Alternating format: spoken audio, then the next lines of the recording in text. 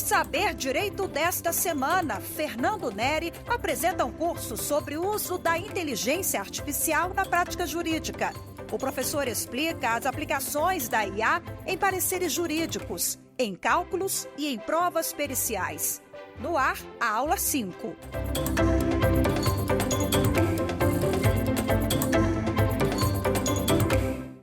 Olá, sejam bem-vindos. Estamos na TV Justiça e este é o programa Saber Direito. Eu sou o professor Fernando Neri e estamos no nosso curso sobre a utilização da inteligência artificial na prática jurídica.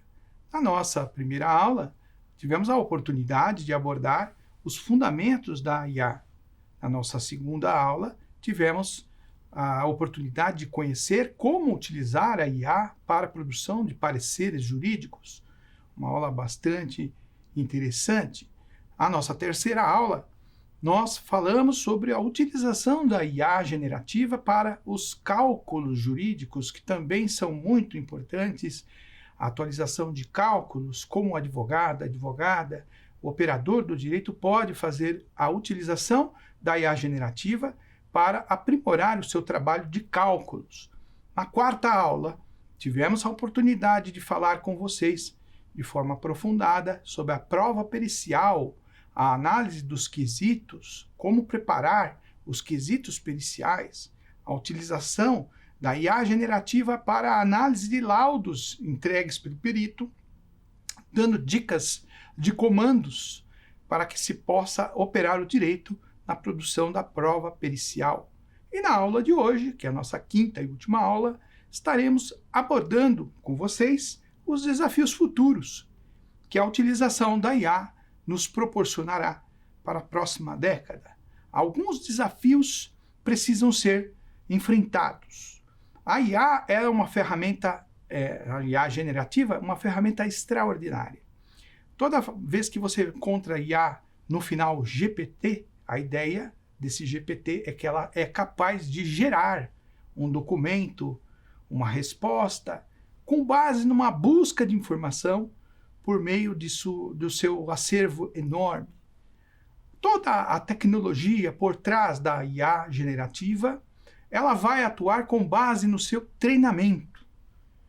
A inteligência artificial, ela funciona com redes que são semelhantes às redes neurais humanas, buscando informações profundas que são lançadas em camadas, como a mais profunda delas, chamada Deep Learning, e ela vai buscar essas informações para poder fazer os padrões de confrontos através dos algoritmos. A palavra algoritmo, ela diz a respeito de um cálculo. É um cálculo que será feito com base em probabilidades, com base em estatísticas. Ela vai sempre oferecer um resultado com base em probabilidades, estatísticas, matemáticas, que vão se basear em padrões de comparação. Estes padrões de comparação são o treinamento da IA. A IA, quando ela é treinada, ela aprende determinados padrões e ela consegue identificar esses padrões e automaticamente fornecer uma resposta na sequência de um comando, que nós chamamos desde nossa primeira aula aqui de prompt. Quando você lança a pergunta, ela vai lançar uma resposta. Mas antes de sair essa resposta, ela percorre um grande caminho, um longo caminho de análise de uma quantidade enorme de dados, muito grande. Essa quantidade enorme de dados que estamos falando, ela teve o seu incremento através da utilização de redes sociais. As redes sociais, elas representam uma produção de conteúdo, compartilhamento, de um conteúdo que é compartilhado entre pessoas que identificam muitas informações. Essas informações que são transferidas para a nuvem, que também receberam o conceito de Big Data. Você já deve ter ouvido falar no Big Data, das informações que ficam na nuvem, etc. Este mundo de informações é também vasculhado pela IA generativa, que vai tratar os dados dentro de padrões e vai ter, portanto, um acervo colossal que permite trazer resposta para qualquer tipo de pergunta qualquer tipo de pergunta, qualquer prompt que você lançar, ela vai ter uma resposta. Porque ela trabalha com base em estatística, matemática, probabilidade e padrão, que ela vai estabelecer no seu treinamento. Toda a IA generativa, qualquer que seja a tecnologia em pacote que for vendida para você, ela vai ter um período, que nós chamamos de período limite de treinamento. E esse tempo pelo qual ela vai expender, ela é muito importante. Para nós, operadores do direito, por exemplo, se a IA generativa, como o GPT, ela vem e diz para você, a IA está atualizada até, vou supor aqui, o ano de 2021, janeiro, pronto. O que significa isso? Significa que todo este acervo gigantesco de informações estará atualizado até 2021. E para o operador do direito, para a operadora do direito, que usa o direito no dia a dia, nós temos um ponto cego aqui. Há um ponto cego que deve ser considerado. Você que é advogado, advogada, ou até mesmo servidor ou juiz que utiliza essa inteligência artificial generativa, deve considerar que ela necessita do seu auditamento. Você precisa confirmar aquelas informações justamente pelo fato de que elas não estarão atualizadas em real time. Ela não está atualizada automaticamente.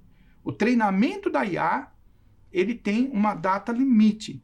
E essa data limite, ela não vai permitir que ele acesse informações dali para frente, porque a tecnologia ainda não avançou para esta situação no momento em que esse programa está sendo exibido. Nesse exato momento, nós não temos uma IA que automaticamente aprenda e que acesse a nuvem as informações. Ela precisa de um treinamento. E a base do treinamento é que vai definir a certeza com relação ao que ela responde para você, que é advogado e pergunta. Quer ver? Vou fazer um exemplo para você.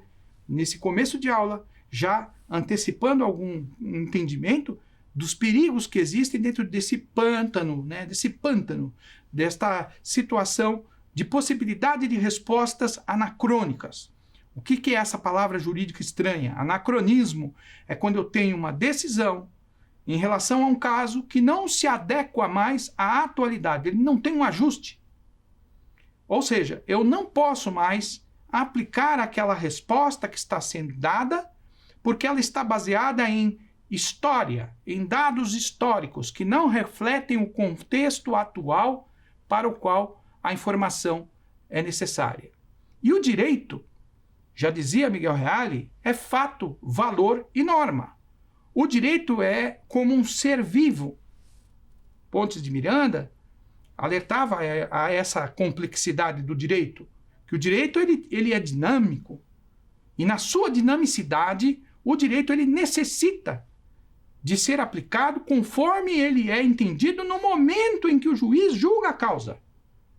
Então, já parto do princípio de que existe um período aí de tempo que eu tenho que observar, porque a informação que a IA generativa me fornecer naquele momento em que eu coloquei a pergunta vai refletir o treinamento que foi feito, que é a data limite, e que já estou dando uma dica aqui de início dessa quinta aula contra os desafios, que ela poderá estar dando uma decisão anacrônica. Ela pode estar dando uma resposta que não tem integração ao contexto, ao tecido social. Ela pode estar contrária àquilo que a jurisprudência dos tribunais entende no momento da aplicação do direito. Aqui nós temos um desafio enorme. Os profissionais que fazem uso dessa tecnologia precisam ter uma aula, e é por isso que nós estamos enfatizando, quanto ao uso ético desta ferramenta. Em primeiro lugar, porque nós não temos ainda uma regulação de aplicação da IA generativa. Não temos. A inteligência artificial não possui regulação no Brasil ainda. O que nós temos para basear hoje o funcionamento da inteligência artificial? Nós temos uma resolução. É a resolução número 332 do Conselho Nacional de Justiça. É só o que temos por enquanto. Não temos um marco legal. Existe o Marco Civil da Internet, que é muito útil para as finalidades que lhe apraz. A Lei Geral de Proteção de Dados, também muito útil para as finalidades que lhe apraz. No entanto, não temos um marco que defina a utilização da inteligência artificial. Mas a resolução 332 de 2020 do CNJ, ela aponta para a Carta Europeia de Ética sobre o uso da inteligência artificial em sistemas judiciais, a sigla CEPEG. Esta Carta Europeia de Ética sobre o uso das inteligências artificiais e dos sistemas no âmbito judicial, ela traz 7 princípios que são importantíssimos e que deverão ser observados por você, operador do direito, que pretende fazer uso desta ferramenta tecnológica. O primeiro princípio que a Carta Europeia traz e a Resolução 332 de 2020 ela replica é o princípio que diz respeito aos direitos fundamentais.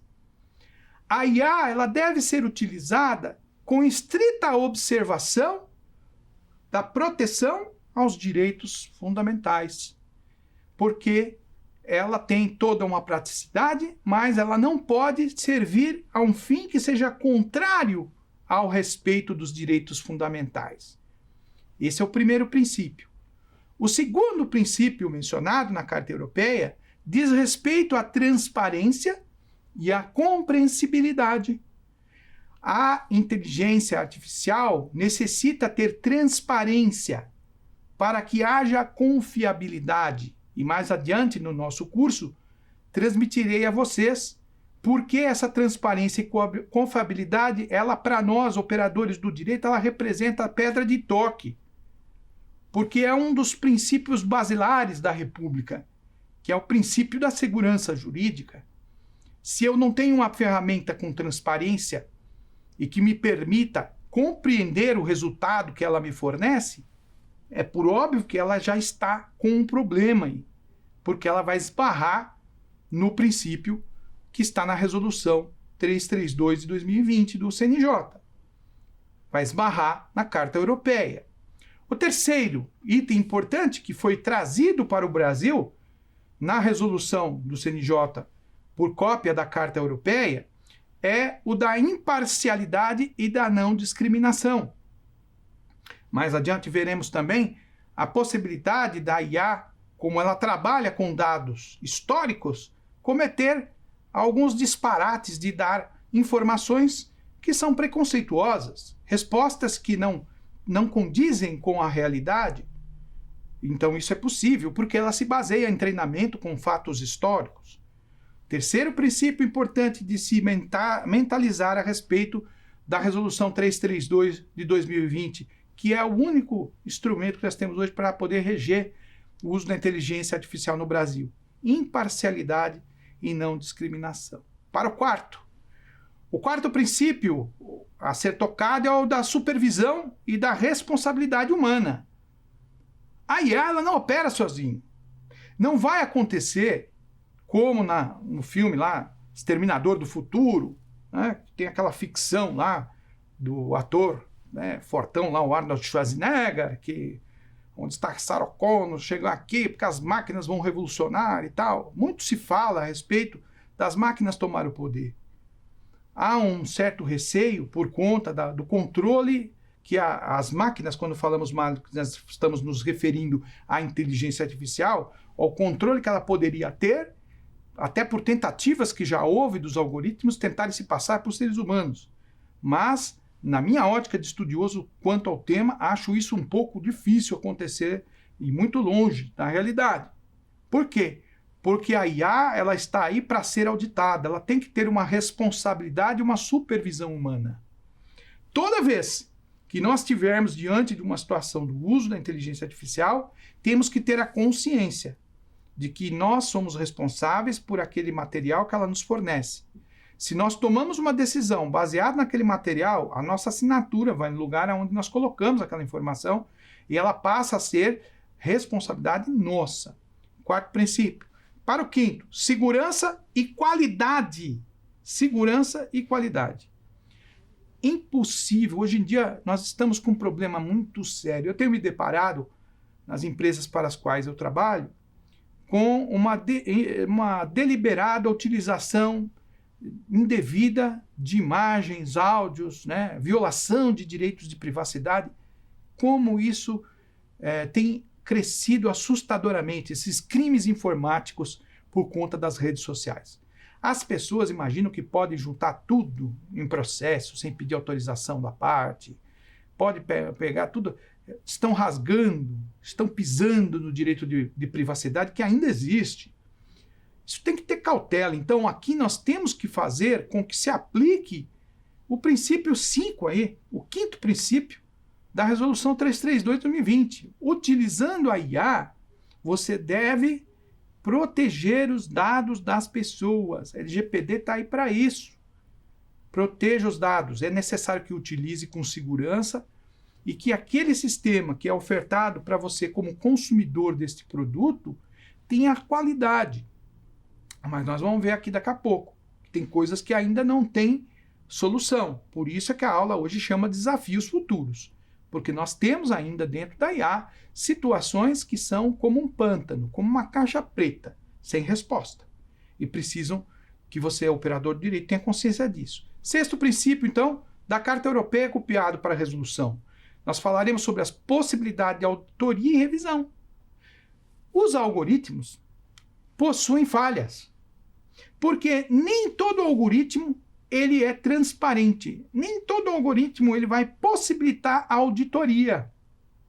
Como eu falei para vocês, o algoritmo, pessoal, ele trabalha com probabilidade, estatística, cálculos matemáticos e identificação de padrões.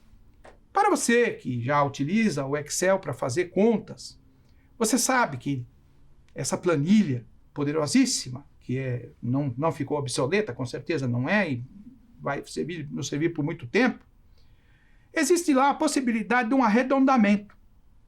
Então, quando você trabalha com cálculos, a vírgula ela vai ter 2 zeros após a vírgula se for dinheiro. E se não for, pode ter 3, 4, 5, 6 zeros, dependendo do que for.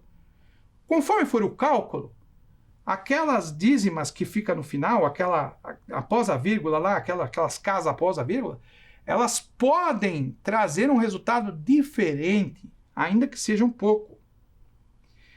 Então, aquele que não precisa se preocupar com aquilo, está trabalhando só com dinheiro, ele vai colocar o quê? Ele vai lá e coloca para arredondar.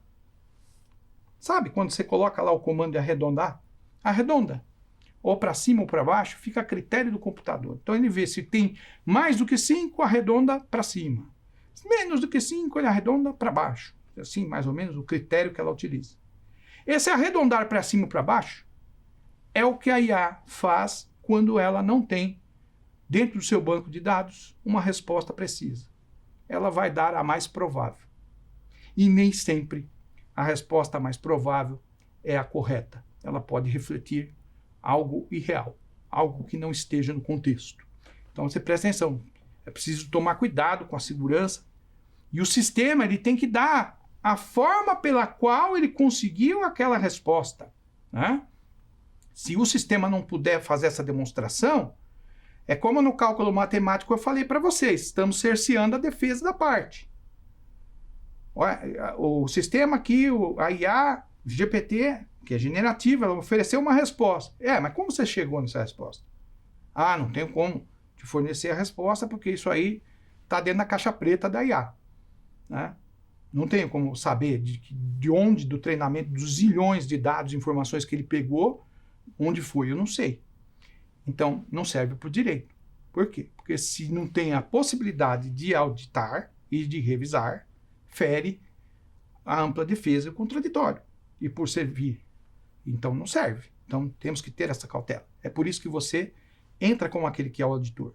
A Carta Europeia traz um sétimo fundamento replicado na Resolução 332 de 2020, do CNJ, que diz respeito à eficiência e à promoção da justiça.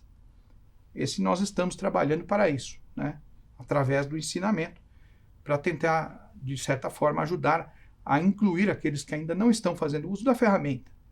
Então, isto inclui a promoção da justiça, como nós vimos na resolução, a transparência dos processos, há uma preocupação com eles, a segurança dos dados, que é muito importante, a necessidade de garantir que a decisão judicial seja apoiada pela IA e não gerada pela IA, porque ela vai ser como eu acabei de demonstrar alguns furos, ela poderá ser uma decisão injusta, né? Tem grande possibilidade de ser injusta se não foi auditada pelo humano, né? E que também seja compreensível para a parte que recebe aquela decisão e, além de compreensível, que ela seja auditável. Feito este entendimento, percebemos que não temos um marco legal que regulamente ou que regule o uso da inteligência artificial no Brasil. Mas a Carta Europeia é a nossa referência e a Resolução 332 de 2020. Então, partindo do pressuposto legislativo, que ainda tem uma lacuna, nós temos um grande desafio aí, que é a regulamentação legislativa. Não há uma regulamentação legislativa. O que nós temos é uma colcha de retalhos, né, que, quando surgirem os casos de responsabilidade civil de danos provocados pelo uso imoderado, inadequado da IA generativa, sem os cuidados de ética e de responsabilidade que nós estamos ensinando a vocês, porque isso pode causar danos, esses danos eles terão que ser julgados pelo juiz, porque o nosso sistema é um sistema cujas lacunas da lei devem ser colmatadas, preenchidas pelo entendimento do juiz. Por enquanto, nós não temos uma regulamentação, uma regulação específica. Nós temos uma ideia, o ministro, por exemplo, nós temos lá o ministro Fux, é um grande entusiasta, né, da inteligência artificial, um grande entusiasta mesmo, o ministro Fux, do Supremo Tribunal Federal, um grande entusiasta da justiça digital. Aí vem aquela ideia que nós que nutrimos essa ideia também com certo entusiasmo.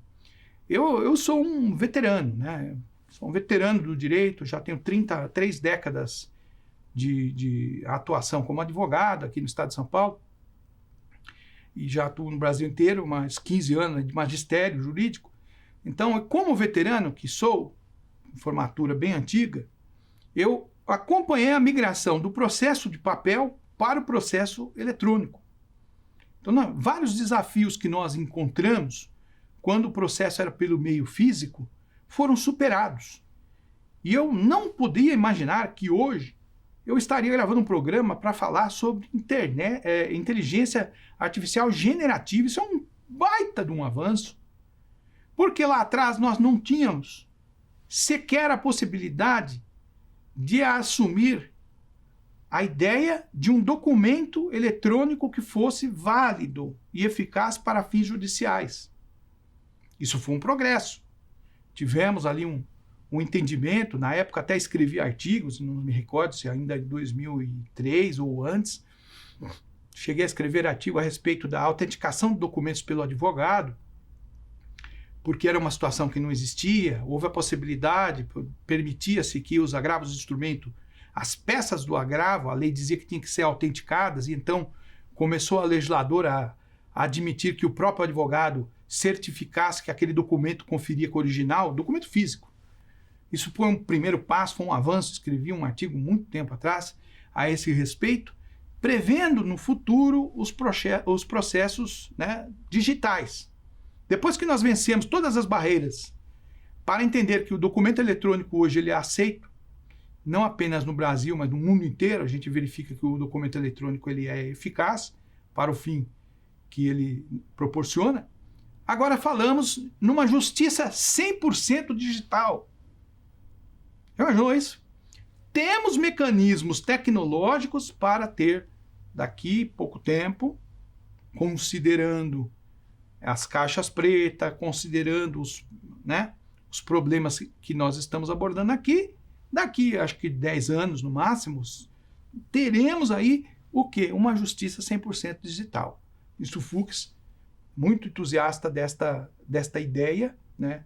Num discurso que é amplamente debatido e que tem sido bem aceito, porque o judiciário brasileiro é um dos mais contenciosos do mundo. O judiciário brasileiro é um dos mais briguentos. O brasileiro, no passado, havia uma ideia de que o brasileiro era pacífico. E o brasileiro é pacato. Lembro do meu pai, que, né, quando eu era criança, que falava isso. O brasileiro não briga por nada. Hoje é o contrário, o brasileiro briga por tudo, porque foi concedido acesso à justiça. E o volume de processo é imenso para julgamento. E basta dizer que o judiciário movimenta um valor expressivo e sempre a quantidade de juízes ela é inferior às demandas que são atribuídas pelas pessoas que precisam da solução dos seus conflitos. Então, a justiça digital é uma tendência que vai acontecer. E se você não estiver pronto para esta tendência, o que vai acontecer é que você vai ser um advogado obsoleto. Você vai ser um advogado que não vai ter uma posição dentro do mercado. Então, não sei qual é a idade que você tem. Muitos se queixam dizendo, eu sou muito velho para aprender, já não tenho mais cabeça. Eu, como professor de direito, já formei pessoas com mais de 70 anos quando começaram. E muitos diziam, né, que o pessoal é brincalhão, será que chega no fim do curso? E no final a pessoa formou-se, pegou a AB e está advogando, e o outro que riu não conseguiu passar no exame da ordem. O que depende para que você tenha êxito é a sua vontade. Você tem que ter vontade, disposição. Aqui fala com vocês um professor que chegou aonde chegou por intermédio da vontade, que superou a condição financeira, a inteligência. Eu não tinha a mínima condição de estar onde estou. E cheguei por puro esforço, pura vontade. E então eu sou a prova viva disto. De que você pode, sim, independente da sua idade, aprender. Então, a Justiça 4.0, ela tem um fundamento. Qual que é? Reduzir os custos, acelerar os processos, melhorar a acessibilidade, e isso será possível por causa da digitalização completa das peças. Os documentos, as provas do processo agora são todas digitalizadas. Então há mecanismos para tanto. Quando você coloca um PDF lá, um documento, dependendo do formato, a inteligência artificial ela vai utilizar um mecanismo chamado OCR para fazer a transformação daquilo em texto. Porque ela vai ler a semântica, ela vai transformar no texto, vai jogar para poder depois te dar uma resposta. Então, quando nós tivermos uma plataforma que toda a documentação do país inteiro estiver online, haverá a possibilidade da implementação, do incremento da Justiça 4.0.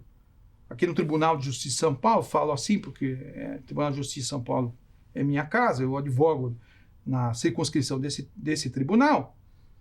Havia um sistema chamado Puma, que fez lá um prognóstico de implantação do processo eletrônico em todas as comarcas do estado.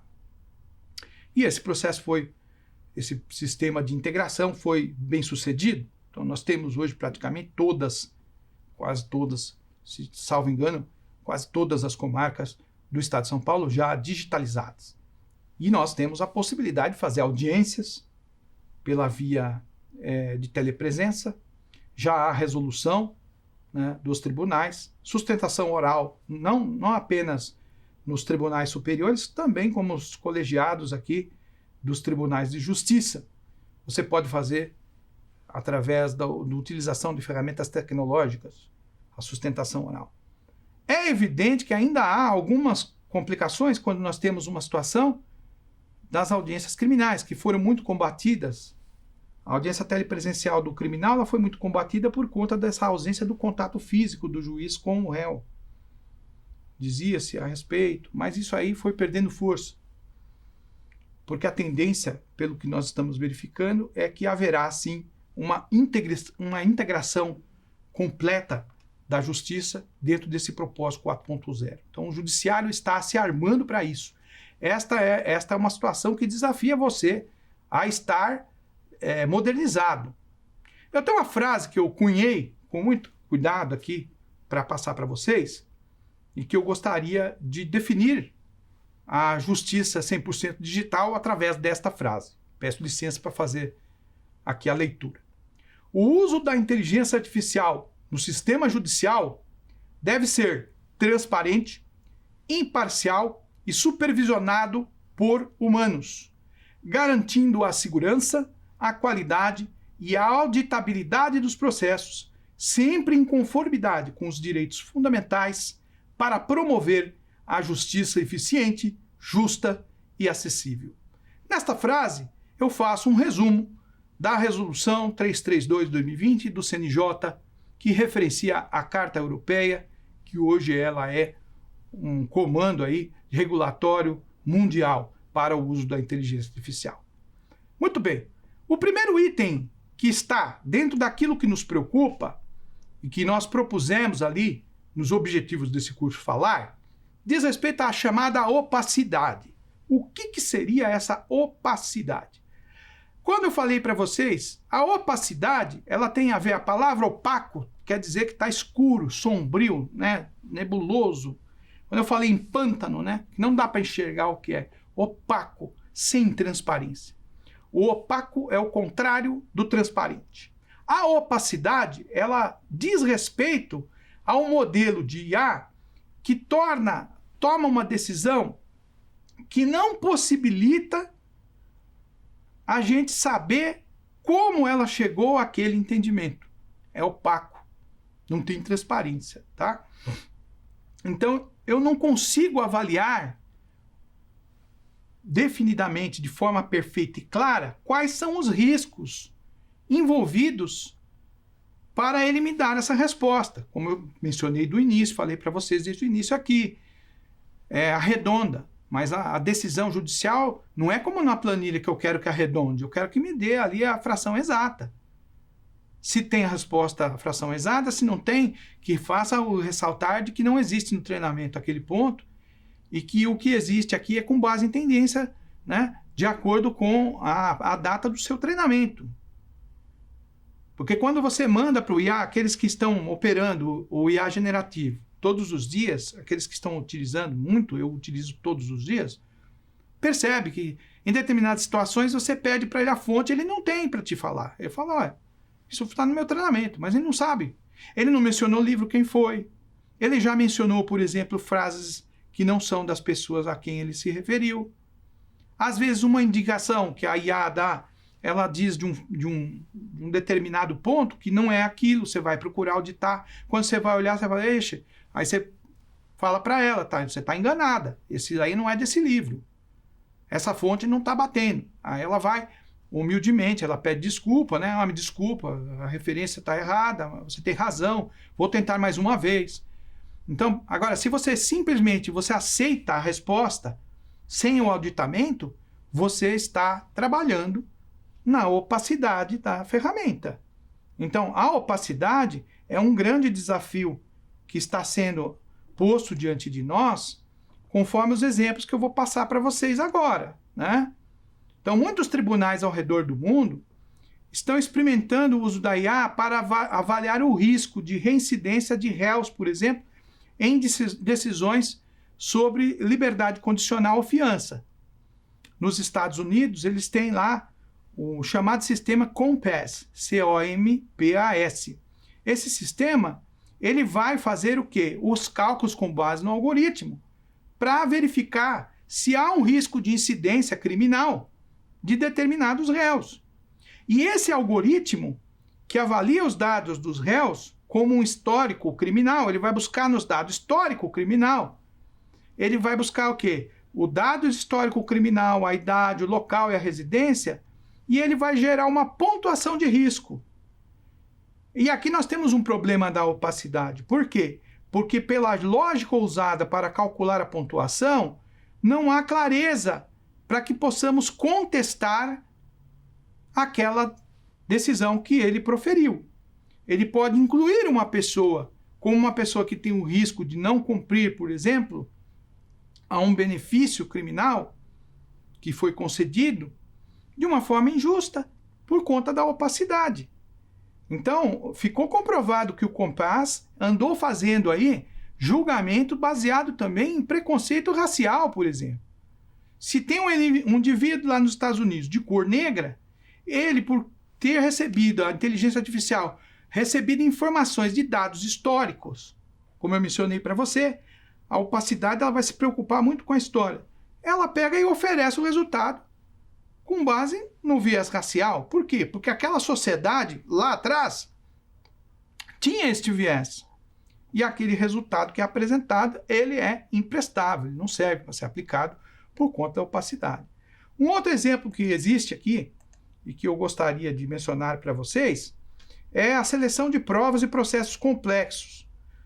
Uma ferramenta chamada eDiscovery, né? Letra E, tracinho Discovery, que tem uma IA também generativa, ela é utilizada para poder fazer a análise dos currículos dos candidatos em processos de seleção complexa. Então ela vai lá, ela é exata, ela vai ver pelo padrão. Lembrando você, trabalha o algoritmo com cálculo, estatística, matemática e padrão. Ele vai, identifica determinados padrões e joga um resultado.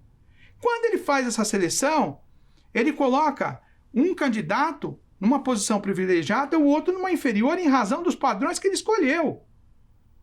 Mas esses algoritmos do aprendizado de máquina não definem qual foi o padrão que ele utilizou. E com base em que documentos que você está me dando esta resposta, inteligência artificial? Não tenho como te colocar. Opacidade. Estamos diante de uma situação obscura. Quando eu tenho um algoritmo opaco, esse algoritmo não me permite exercer o direito à ampla defesa e contraditório. E por isso é um desafio. A opacidade ela existe nos algoritmos de inteligência artificial. Sentenças automatizadas nesse sentido. A China, por exemplo, a China utilizou uma IA para fazer o quê? Sentenças relacionadas a multas e infrações de trânsito. Também uma situação de opacidade, porque a parte envolvida no processo, ela deve entender a sentença que é dada de acordo com o tipo de infração que foi cometida. Então, se não há condições de vincular uma coisa à outra, ainda que seja em pequena escala de erro, nós temos uma justiça injusta. Nós temos aí uma sentença opaca, que merece, portanto, correção. Esses 3 exemplos passados para vocês são importantes e nos fazem ter a seguinte conclusão quanto à opacidade, que é um grande desafio. A opacidade ela traz questões fundamentais para o processo judicial, porque nós que sabemos o quanto vale o direito constitucional à ampla defesa e contraditório, não podemos permitir o uso da inteligência artificial sem considerar que a opacidade do algoritmo é uma condição que prejudica o exercício adequado do direito. Então fica difícil de você contestar, como num exemplo que eu mencionei em aula passada, por que o credor de uma dívida tem o dever de demonstrar que ela é líquida e certa se ele está executando um título extrajudicial? Porque o credor ele tem que demonstrar para que o devedor possa, primeiro, purgar a mora e pagar, ou impugnar. E se não tiver o cálculo de forma precisa, o direito dele estará sendo cerceado. A mesma conclusão a gente tira em relação ao desafio da opacidade. Outro desafio que nós devemos estar atentos é chamado de indutivismo. O desafio do indutivismo é tão prejudicial quanto o da opacidade. A palavra indutivismo, ela já está nos traduzindo a palavra raiz, que é indução. Quando eu induzo alguém, eu estou convencendo alguém. Induzir significa convencer alguém com base na minha vontade. Se eu vou induzir, eu não estou dando autorização para que a pessoa pense e coloque um ponto de contraponto, faça um questionamento, o que é contrário, portanto, à melhor justiça e ao direito. O indutivismo é quando a IA vem e faz previsões com base nos padrões que são extraídos daquele grande volume de dados históricos que ela possui.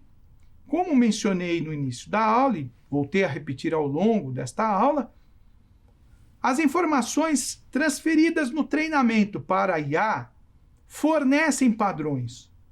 E ela utiliza esses padrões para obter respostas. E o trabalho da IA é fornecer respostas. Ela nunca vai deixar você ser uma resposta. Ela sempre vai responder. Agora, o ponto está, essa resposta ela é verdadeira?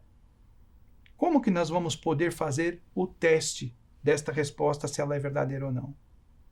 E aí nós vamos entrar daqui a pouco nessa questão, que é o contraponto, que é o chamado princípio da falsificabilidade, que não existe ciência se não existe a possibilidade de contradizer aquilo que está sendo afirmado. O questionamento é o coração do processo. É possível ter um processo justo e equânime quando as partes podem questionar uma decisão de forma ampla, a garantir, portanto, que uma sentença venha a ser tomada com base em fatos, teses e direito. Então aquilo vai ser estabelecido pelo juiz com essa finalidade. E o indutivismo, ele faz o contrário. Porque quando a IA não tem uma informação, ela vai dar uma resposta. Pode ser errada. De novo, voltamos para o exemplo da pizza. Coloca o queijo na pizza, a pizza, o queijo transborda. Como é que eu posso parar esse queijo não transbordar? Coloca a Super Bonder nela, né? Então, veja, ele dá uma resposta. A proposta da internet, da inteligência artificial generativa, é não deixar você sem resposta. Para ela, o importante é responder, mas muitas vezes ela pode responder muito errado. E se você pauta a tua decisão com base nela, você não está considerando que existe o fenômeno chamado indutivismo. O indutivismo para o direito é maléfico.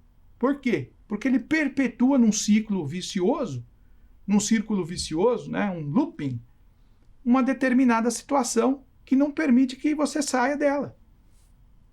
Há muito tempo atrás, quando eu comecei a fazer lá o mestrado, a gente ouvia sempre esse debate. O direito ele é um repositório, você vai pegar sempre uma decisão antiga e tal, e não se aplica o novo. Mas o direito não é assim. O direito ele pega uma decisão por analogia do tribunal e você veja, os próprios tribunais superiores revogam súmulas. O STJ tem várias súmulas revogadas. Por que foram revogadas essas súmulas? Elas foram revogadas porque elas não refletem a realidade mais. Elas foram muito úteis na época em que elas serviram, mas hoje elas não servem mais e por isso são canceladas. Elas foram canceladas, portanto, por quê? Porque não existe como eu me pautar nela, mas a IA ela pode, de repente, colocar uma súmula cancelada para você como se fosse a realidade. Por quê? Porque é um dado histórico, é um indutivismo, é um vício. É um vício na hora que a ferramenta faz essa decisão e que não permite você descobrir de onde veio esse preconceito, que muitas vezes é um preconceito, né? O preconceito racial, que eu mencionei ainda há pouco, acontece com frequência naquele programa dos Estados Unidos, o COMPAS, o COMPAS. Você faça lá uma pesquisa que você vai verificar que o algoritmo ele vai inferir padrões com base no preconceito racial, que até a década de 70 não tinha correção. Isso daí era uma prática reiterada. Então o indutivismo é um problema. Há uma utilização também da IA para a contratação de policiais em diversos setores. E nós podemos verificar erros baseados nos padrões de um treinamento que identifique que uma pessoa que reside em uma tal localidade, ela tem um viés propenso a não ser um bom policial ou um servidor. Também é errado, porque um indutivismo ele sempre estará ligado, o preconceito que a ferramenta poderá exibir, que na verdade não é da ferramenta, estará sempre ligado a uma situação de dado histórico. Ela está presa num cenário antigo. Por isso que eu comecei a aula falando sobre isso. Na execução fiscal, por exemplo, de novo nós temos um outro exemplo que o indutivismo pode ocorrer quando nós temos alguns excessos. Imagine você, recentemente nós tivemos aí o entendimento de que as execuções fiscais de valor baixo, menor do que R$10.000, elas não poderão ser executadas. Em outras palavras, para que a fazenda execute, ela tem que ter um valor de até R$10.000. Muito bem. Se o treinamento da IA pegou esta fase, ótimo, ele vai dar uma resposta, provavelmente vai estar certa. Mas se ele não pegou no momento em que houve uma modificação em relação a essa decisão, haverá um indutivismo. Ele vai induzir você a pensar que é o certo, que o certo é aquilo que já estava e que já não é mais, né? Então é muito importante que você tenha esta visão a respeito do indutivismo. O indutivismo, ele apresenta então um grande desafio para a inteligência artificial. A gente percebe que esse é um problema que ainda precisará ser resolvido pelas empresas de tecnologia, como a OpenAI, né, como a Microsoft, a Google. Eles precisam resolver esse problema, porque essas inteligências artificiais ainda estão sob o comando de falhas como a opacidade e o indutivismo.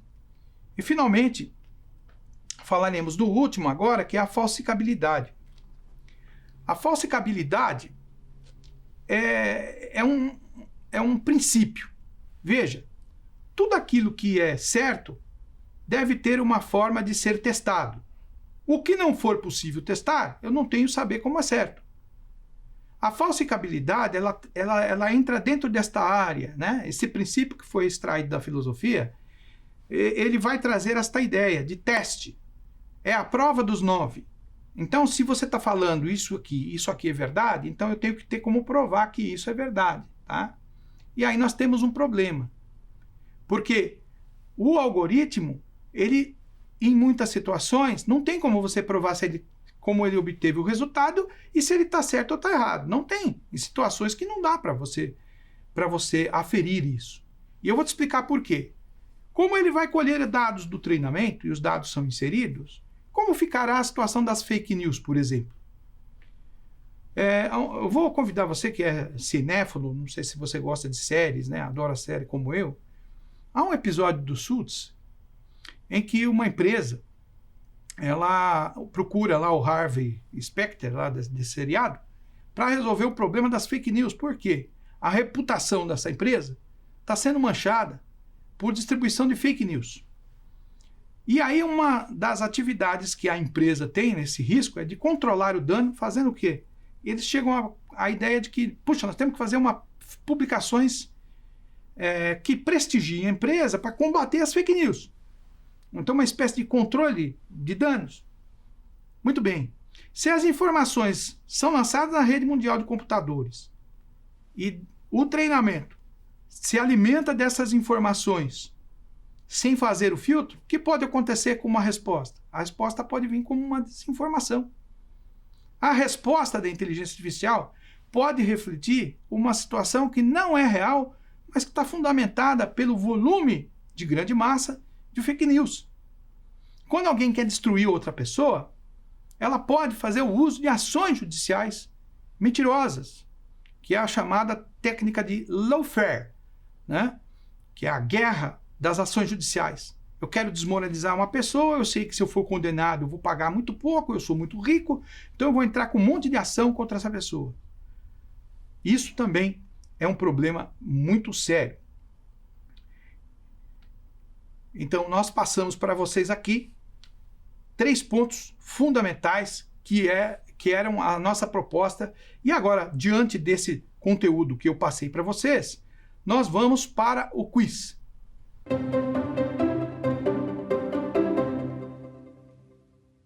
Quais são os principais riscos associados ao uso da inteligência artificial generativa?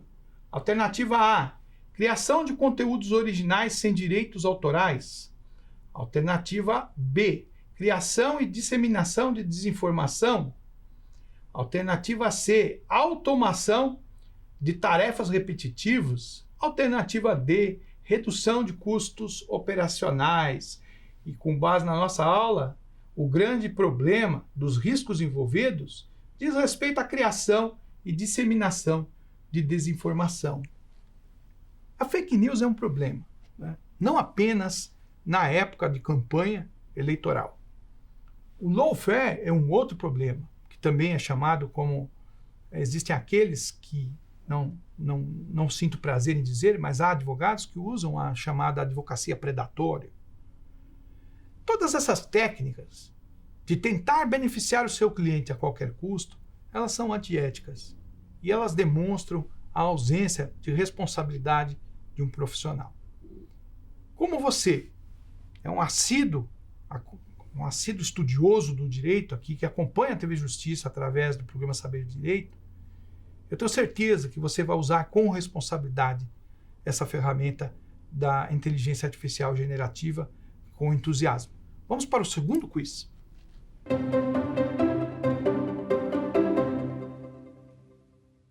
Como a opacidade dos algoritmos de inteligência artificial pode afetar a justiça? Alternativa A, dificultando a compreensão e a contestação das decisões automatizadas. Alternativa B, melhorando a transparência das decisões judiciais.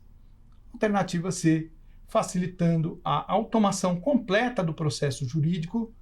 Ou alternativa D, reduzindo o viés nas decisões judiciais. E a alternativa correta é a alternativa A, dificultando a compreensão e a contestação das decisões automatizadas. Os desenvolvedores de inteligência artificial precisam observar os riscos que envolvem a opacidade. A ausência de uma regulamentação própria, porque nós não temos um marco ainda regulatório.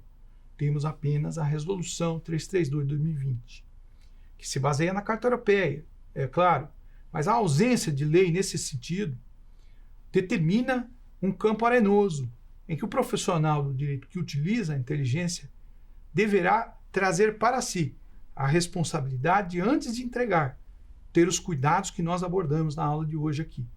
Os desafios futuros permanecem. Vamos agora para o nosso último quiz.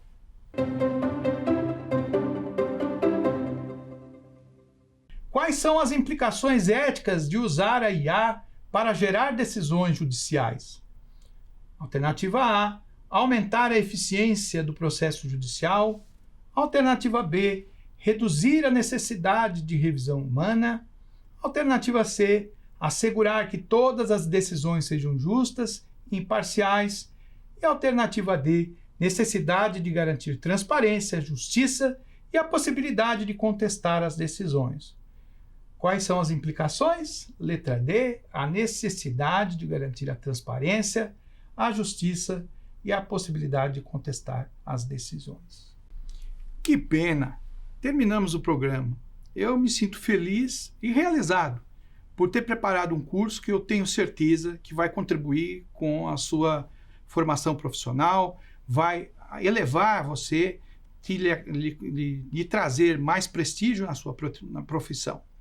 Espero que você tenha gostado. Vou deixar aqui minhas redes sociais, Instagram, Fernando L. N-E-R-Y, Fernando L. N-E-R-Y.